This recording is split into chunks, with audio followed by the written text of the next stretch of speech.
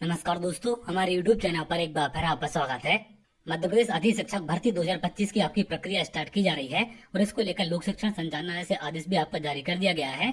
समय सारणी जारी कर दी गई है, कब कौन सी प्रक्रिया आपको करनी है, इन सब के बारे में एक एक करके स्टेप बाय स्टेप आगे हम बात करेंगे। नए पंजीयन प्रोफाइल अपडेट को लेकर विभाग की तरफ से आदेश जारी हो चुका है। अगर आप यहाँ देखें, लोक शिक्षण संचालनालय मध्य प्रदेश की तरफ से 1/5/2025 को आपका आदेश जारी किया गया। इसका विषय है शैक्षणिक सत्र 2025-26 में अति शिक्षक हेतु नवीन पंजीयन एवं पूर्व से पंजीकृत आवेदकों द्वारा जानकारी को अद्यतन करने विषयक। तो यहाँ पर जो आपके नवीन पंजीयन हैं, इसके साथ साथ जो पूर्व से पंजीकृत हैं उनकी जानकारी अद्यतन करने यानी कि उनकी क्वालिफिकेशन को अपडेट करने को लेकर आदेश आपको जारी किया गया है। अब कौन सी तारीख में आपको क्या करना है, इसको लेकर नीचे तमाम जानकारी आपको दी गई है। उपरोक्त विषयांतर्गत शैक्षणिक सत्र 2025-26 में अति शिक्षक आमंत्रण हेतु नवीन पंजीयन एवं पंजीकृत आवेदकों के लिए 2 मई से नवीन एजुकेशन पोर्टल 3.0 प्रारंभ किया गया है। तो नया आपका एजुकेशन पोर्टल 3.0 स्टार्ट किया गया है।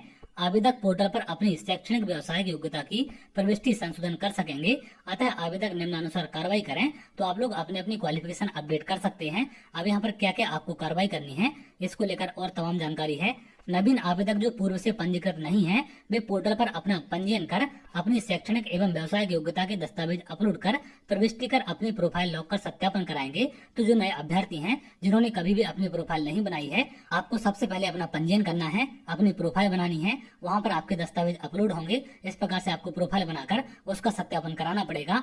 पूर्व से पंजीकृत ऐसे आवेदक जो अपनी जानकारी से संशोधन चाहते हैं, अपने दस्तावेज अपलोड कर जानकारी को अपडेट कर अपनी प्रोफाइल लॉक कर सत्यापन कराएं। तो जो पूर्व से पंजीकृत अभ्यर्थी हैं जिनकी प्रोफाइल ऑलरेडी बनी हुई है, अगर आप लोग दस्तावेज उसमें कोई अपलोड करना चाहते हैं या कोई जानकारी ऐड करना चाहते हैं, तो उसको ऐड करके आपको अपनी प्रोफाइल को सत्यापन कराना पड़ेगा। ऐसे आवेदक जो पूर्व से पंजीकृत हैं एवं उनकी जानकारी में कोई संशोधन नहीं है, उन्हें भी अपनी शैक्षणिक व्यवसायिक योग्यता के दस्तावेज अपलोड कर पुनः प्रविष्टि चेक कर अपनी प्रोफाइल लॉक कर सत्यापन करना पड़ेगा। तो अगर आपको किसी भी प्रकार का चेंज नहीं करना है, ऑलरेडी आपकी प्रोफाइल बनी हुई है, तो भी उसे आपको चेक करके उसको लॉक करना पड़ेगा और उसका सत्यापन कराना पड़ेगा। यानी कि सभी अभ्यर्थी जो नए हैं या फिर जो पहले से पंजीकृत हैं, सभी के लिए यहाँ पर कुछ ना कुछ करना पड़ेगा। उन सबको लेकर यहाँ पर विस्तार से जानकारी आपकी जारी कर दी गई है। इसमें नीचे और तमाम जानकारी है। अर्थात अति शिक्षक के रूप में कार्य करने के इच्छुक समस्त आवेदकों को पोर्टल पर दस्तावेज अपलोड कर दस्तावेज सत्यापन का कार्य कराना अनिवार्य होगा। आवेदक दस्तावेज अपलोड करने के उपरांत किसी भी संकुल में जाकर मूल दस्तावेज से सत्यापन करा सकेंगे। संकुल प्राचार्य मूल दस्तावेजों के आधार पर सत्यापन करेंगे एवं पोर्टल पर एक्सेप्ट रिजेक्ट कर सकेंगे। तो ये सत्यापन इनके द्वारा किया जाएगा। पूर्व से पंजीकृत आवेदक मोबाइल परिवर्तन के लिए जिला विकासखंड शिक्षा अधिकारी के समक्ष उपस्थित होकर बेहद प्रक्रिया अनुसार मोबाइल नंबर परिवर्तित करवा सकेंगे। तो ये मोबाइल नंबर भी आप लोग परिवर्तन करा सकते हैं, लेकिन मोबाइल परिवर्तन कराने के लिए आपको जिला या फिर विकासखंड अधिकारी के समक्ष जाना पड़ेगा और वहां से ही आपका चेंज होगा।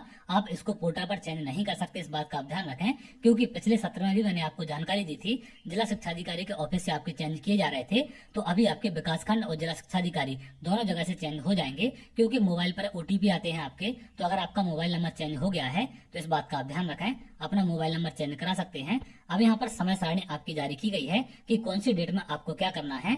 समस्त आवेदकों द्वारा अपनी शैक्षणिक एवं व्यवसायिक योग्यता तथा शिक्षक पात्रता परीक्षा के संबंध में दस्तावेज अपलोड करना। तो अगर आप लोग टेट एग्जाम क्वालिफाई हैं, जो आपके एमपी टेट होते हैं, सी टेट या फिर अदर टेट यहाँ पर आपके मान्य नहीं होंगे, इस बात का आप ध्यान रखें। ये आपके ऐड नहीं किए जाते हैं। ओनली एमपी टेट आपको यहाँ पर ऐड करना है और ओनली एमपी टेट के ही आपको 30 नंबर यहाँ पर दिए जाते हैं। आप वर्ग 1, वर्ग 2, वर्ग 3 में से जितने भी क्वालिफाई हैं उन सब की जानकारी ऐड कर सकते हैं, क्योंकि सभी की जानकारी ऐड करने के लिए ऑप्शन आपको वहाँ पर मिलेगा। इसमें ऐसा नहीं है कि आपको सिर्फ एक ऐड करना है। आप जितने भी टेट एग्जाम क्वालिफाई हैं एमपी वाले, उन सब की जानकारी आप ऐड कर सकते हैं। तो आपको शैक्षणिक व्यवसायिक और टेट की जानकारी कब तक ऐड करनी है, 2/5/2025 से 12/5/2025 तक आप इसे ऐड कर सकते हैं। इसमें थोड़ा सा अगर हम नीचे आए, आवेदकों द्वारा पंजीयन में दर्ज जानकारी का सत्यापन कराना, तो संकुल प्राचार्य आपका सत्यापन करेंगे।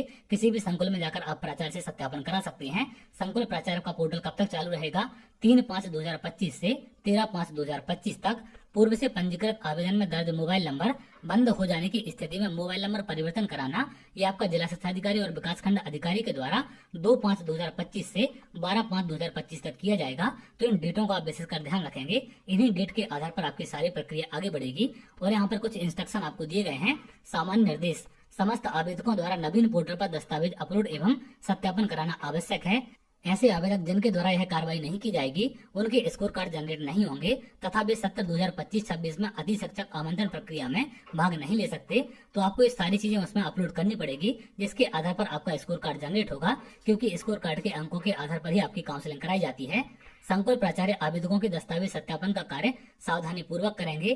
त्रुटिपूर्ण सत्यापन होने पर अथवा लापरवाही की स्थिति में संबंधित संकुल प्राचार्य के विरुद्ध अनुशासनात्मक कार्रवाई की जाएगी। जैसे संकुल प्राचार्य द्वारा आवेदक की अपूर्ण प्रशिक्षण योग्यता बीएड 1 वर्ष पूर्ण होने पर सत्यापन करना, संकुल प्राचार्य द्वारा बिना मूल दस्तावेजों के सत्यापन की कार्रवाई नहीं की जाएगी। तो आप रनिंग में हैं अगर, तो आपके सत्यापन नहीं किए जाएंगे, क्योंकि आपकी क्वालिफिकेशन कंप्लीट होनी चाहिए, तभी उसकी जानकारी आप उसमें ऐड कर पाते हैं। क्योंकि क्वालिफिकेशन के टोटल नंबर आपके ऐड होते हैं। जैसे अगर आप ग्रेजुएशन कर रहे हैं, वो 3 साल की आपकी ग्रेजुएशन है, तो पूरी ग्रेजुएशन के जो आपके फाइनल मार्क्स होते हैं उसके परसेंटेज के आधार पर ही आपको नंबर दिए जाएंगे। तो रनिंग वाले अभ्यर्थियों के फाइनल मार्क्स पता नहीं होते हैं, इसलिए रनिंग वालों के यहाँ पर नंबर ऐड नहीं किए जाएंगे। और अगर गलती से उनका सत्यापन किया जाता है संकुल प्राचार्य के द्वारा, तो इनके विरुद्ध अनुशासनात्मक कार्रवाई यहाँ पर की जाएगी। ये साफ इंस्ट्रक्शन यहाँ पर जारी किया गया है।